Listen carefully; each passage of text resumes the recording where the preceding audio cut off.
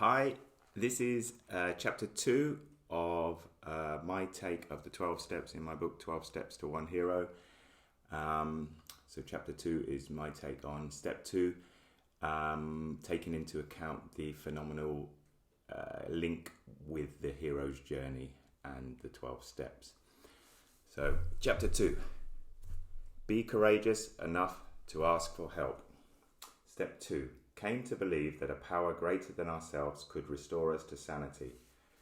What is a power greater than yourself all about then? It's as simple as this. Ask yourself if you are the greatest power in the universe. Certainly, unless you are an extreme narcissist and deluded beyond belief, you will acknowledge that you certainly are not. So then, this is a beginning, and this step can be directed to whatever it is that is a greater power, whatever you think that might be.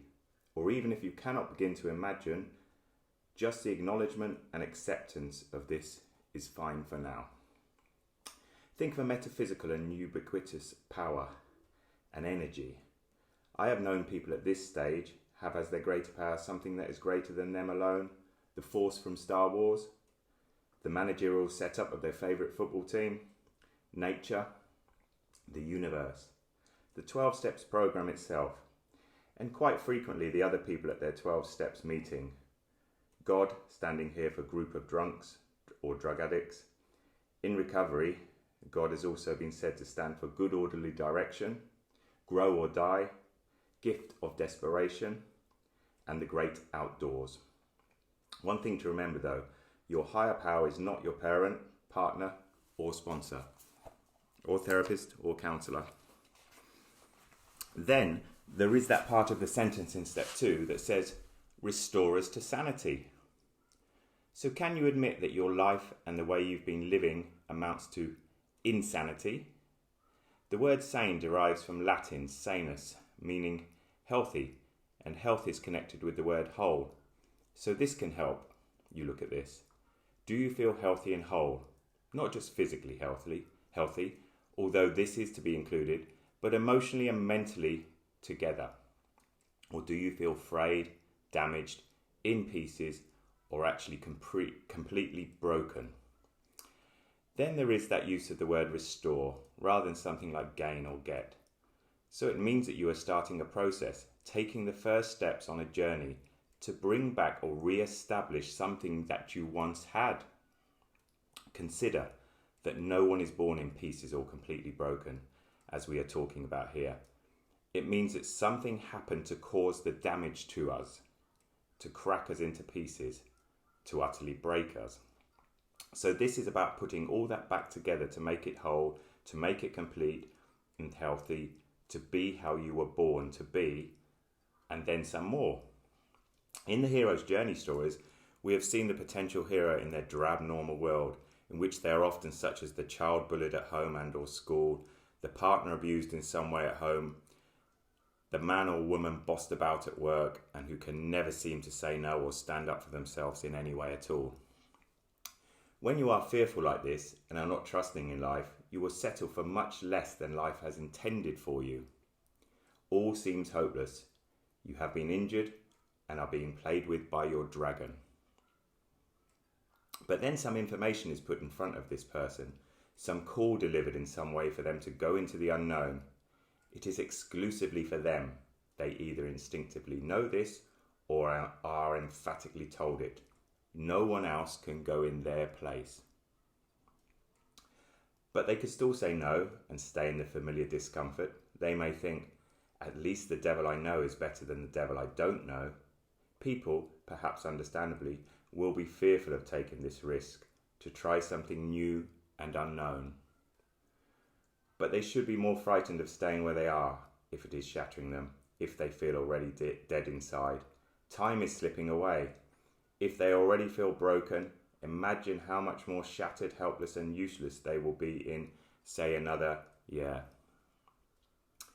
In 12-step recovery terms, this person is described as being at the turning point. It is sometimes put by those who choose the right way to turn. I came to believe. This is when the initial decision is pondered. Do I go back to the narrowness of that which I at least know? even if it is killing me, or do I take a step forwards into the vast unknown? Christianity's symbol, so that of the world's largest religion so far in the history of humankind, is a cross, of course, which could be viewed in one way as representing a turning point, a choice, a decision to be made. In a similar way, the crossroads are depicted with such significance as representing a location between the worlds, or where you can sell your soul to the devil. Consider this. During the crucifixion, on one side of Jesus, who represents love, trust, hope, goodness, and who didn't even have to be there, remember, is the man who became known as the good thief. And on the other side is the man known as the bad thief. The good thief says, Jesus has done nothing wrong. He asks that Jesus remembers him when they have died. He asks for mercy. He trusts Jesus. But the bad thief taunts Jesus. You're supposed to be a master. You should save us. And he insults him. He doubts Jesus. The crucifixion, that is life. For life is painful. Life is suffering.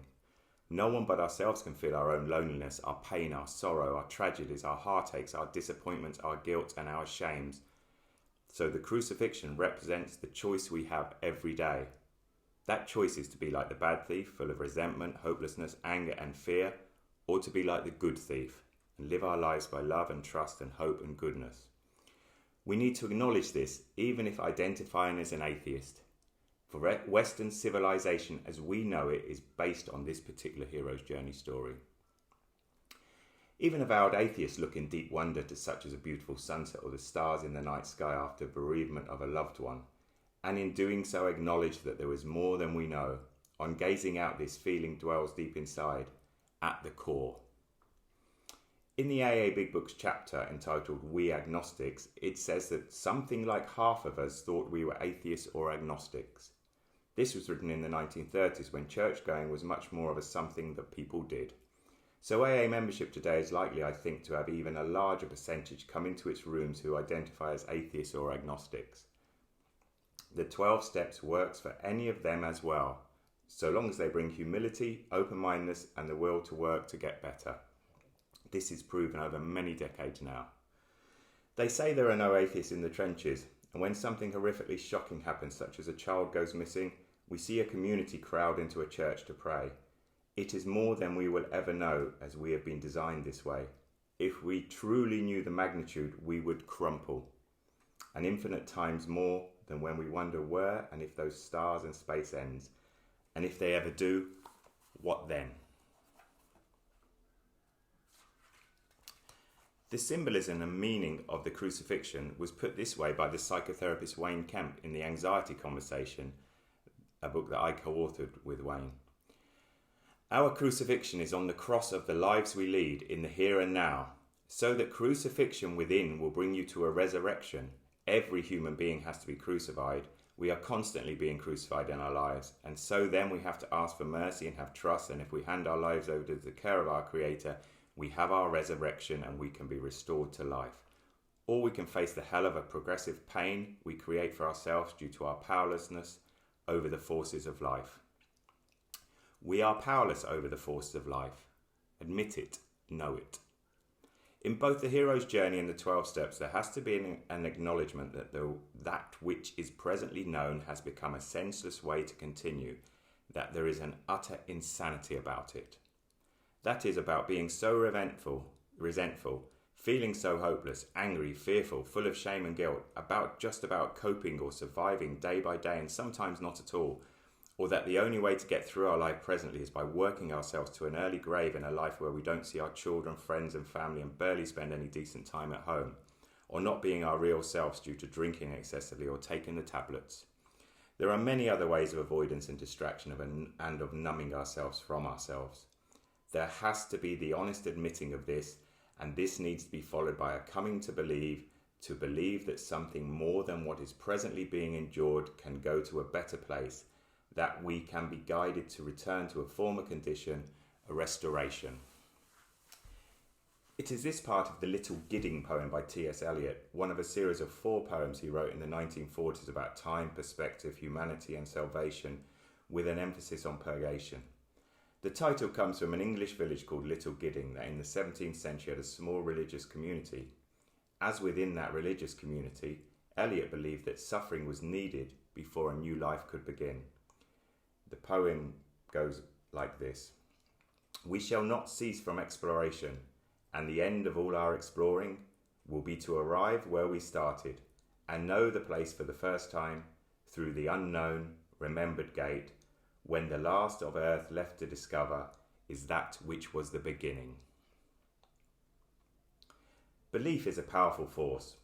I always like to remember that leaf is connected to the word love, and B is linked to Greek word spelled Phuein, I'm not sure how to say that, meaning bring forth, cause to grow. Then, bring forth and cause love to grow. It's an inside job. The battle is fought and won with love inside ourselves. So, a call to adventure. And an adventure always contains a challenge of some sort. That's surely what makes it an adventure, as opposed to, say, a walk to the local shop for a tin of tomato soup, unless you live in a dangerous place. Because of this definition, to many alcoholics and addicts coming into the 12 Steps groups, it is often put something like this, as a challenge: why don't you try something different? Then it might be added, if you give it your all with recovery, say, for 3 months, can be as enthusiastic about the 12 steps as you were about your drinking or drug taking, and only after then, if you don't like it, don't see something much more positive about your life, then we'll gladly refund your misery. It's a provocative dare. Destiny has delivered the summons, issued the dare. It's time to delve into the unknown. But most people never get past this stage. They want to play it safe and stay in the illusion that is certainty. Many people live their entire life in illusion. They become stagnant and unfulfilled. They are obedient cowards. Naturally, the unknown is scary to some degree, but to walk into it, the fear of the unknown has to reach a point that is not as terrifying as the fear of continuing as it is presently. You realise that if you don't get as prepared as you can, and then try to slay the dragon, then the dragon is going to slay you anyway. If you don't face them, the things that go after you just grow more powerful. That will make them even more terrifying. A major reason for going on the hero's journey of completing the 12 steps is that fear will be removed. It is, for instance, as mentioned in the previously stated 9th step promises, our whole attitude and outlook upon life will change. Fear of people and of economic insecurity will leave us. That's not saying that scary people and economic insecurity will necessarily leave us, but that the fear of them will go away.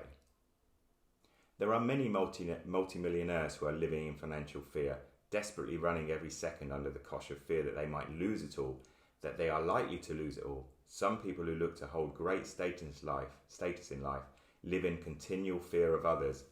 It's no way to be.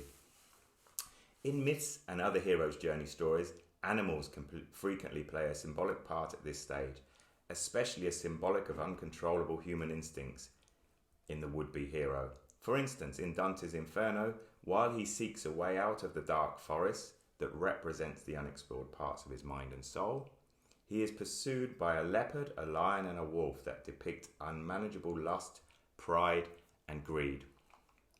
So there is a loud summoning, and the word summon comes from 2 Latin words meaning to secretly warn. So it is. The warning has sounded in the addict, in the depressed person, in the potential hero's mind and soul.